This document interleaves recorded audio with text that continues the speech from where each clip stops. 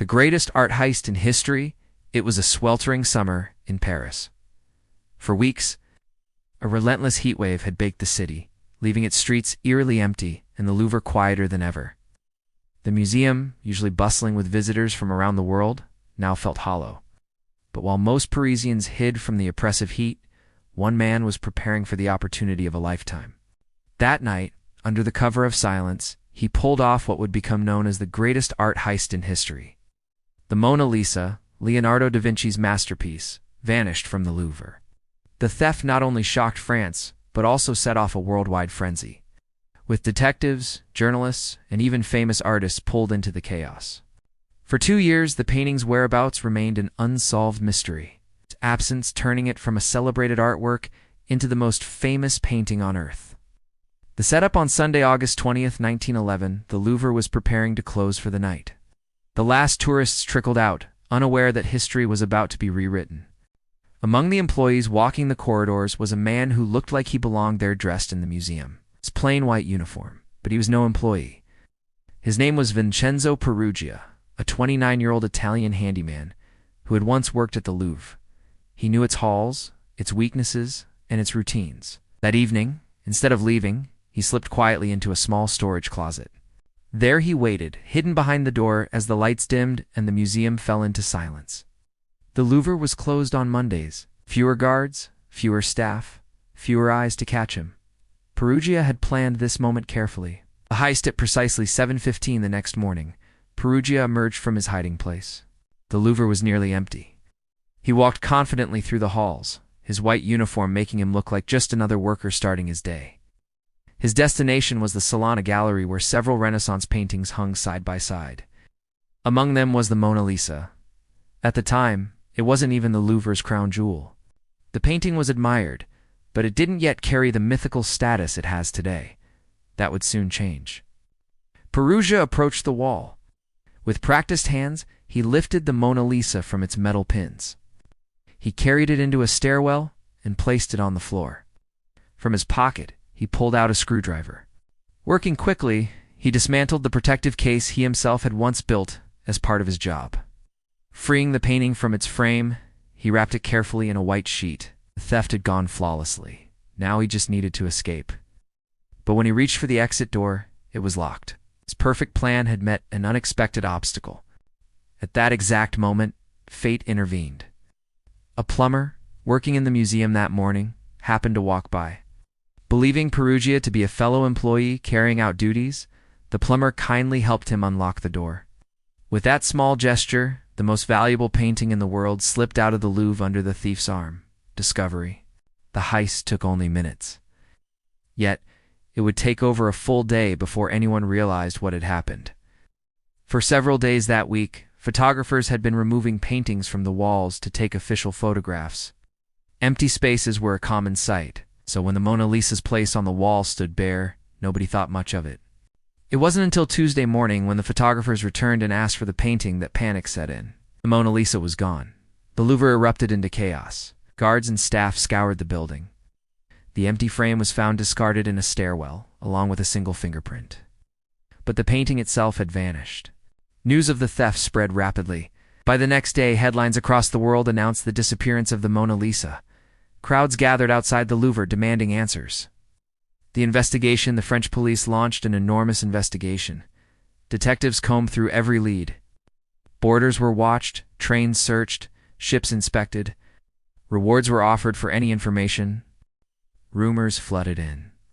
Some swore the painting had been smuggled onto a train bound for Belgium. Others claimed it was already across the Atlantic, destined for the United States. Thousands of tips poured into police stations, each more far-fetched than the last. The single fingerprint left on the frame seemed like the best clue, but no match was ever found. At the time, fingerprinting was a new science, and the Louvre didn't yet have records for every former employee. Crucially, Peruggia's left-hand prints weren't on file, only his right. The clue was a dead end. As pressure mounted, suspicion turned towards some of the world's most famous figures. Famous suspects. One tip implicated Pablo Picasso, who was then a rising star in the Parisian art scene. Police discovered that several stolen Iberian statues from the Louvre had indeed passed through his hands, used in one of his works. Picasso was arrested and interrogated. For a time, it seemed possible that the painter himself had masterminded the theft. Another rumor accused J.P. Morgan, the powerful American banker, of commissioning the heist to secretly add the Mona Lisa to his private collection. Ships bound for New York were searched thoroughly, but the painting was nowhere to be found. For 2 years, detectives followed one false lead after another. The Mona Lisa had seemingly disappeared without a trace. The truth emerges. In reality, the painting had never left Paris. It was hidden just 2 miles from the Louvre, inside a modest apartment belonging to Peruggia. There, the Mona Lisa sat inside a wooden trunk with a false bottom, unseen by the world. Peruggia's knowledge of the museum had been his greatest advantage. He knew it was closed on Mondays. He knew about the photography schedules. He even knew how to dismantle the case because he had built it. His plan was simple, and it had worked. Police had even visited his apartment twice during the investigation, but never searched thoroughly enough to find the trunk. For 2 years, Peruggia lived with the stolen masterpiece hidden beneath his feet. The fatal mistake in late 1913, Peruggia grew restless.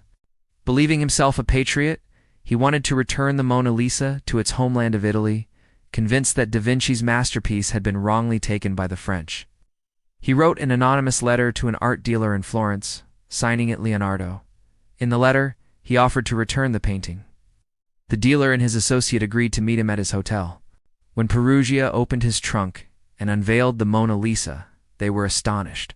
It was the real thing. They promised to keep it safe for authentication. Instead, they contacted the police. Peruggia was arrested, and the Mona Lisa was finally recovered. The painting was displayed across Italy before being returned to the Louvre, where it has remained ever since. Aftermath. Peruggia's punishment was surprisingly light. He served only 7 months in prison before being released. He died just 10 years later, never profiting from his theft. But the story didn't end there. In 1932, journalist Carl Decker published an article claiming the heist had been part of a much larger scheme. According to his story, the mastermind was an Argentine conman named Eduardo de Valferno, who specialized in art forgeries. De Valferno allegedly commissioned a French artist to paint 6 perfect copies of the Mona Lisa. He then sold these to wealthy American collectors. To convince them the paintings were genuine, the real Mona Lisa had to vanish. Peruggia was recruited as the inside man. When the theft made headlines, buyers believed their copies were authentic. Valferno disappeared with a fortune while Peruggia became the fall guy.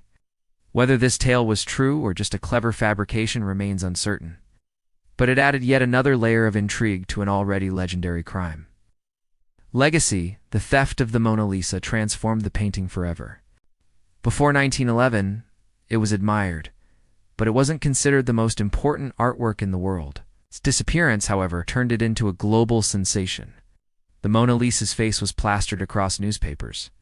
Crowds swarmed the Louvre to stare at the empty space where it once hung. And when the painting was finally returned, it was celebrated as a priceless treasure. Ironically, it was not Da Vinci's brushstrokes alone, but Vincenzo Peruggia's theft that elevated the Mona Lisa into the cultural icon it is today. What began as a simple heist became one of history's most famous crimes, the theft that made the Mona Lisa priceless.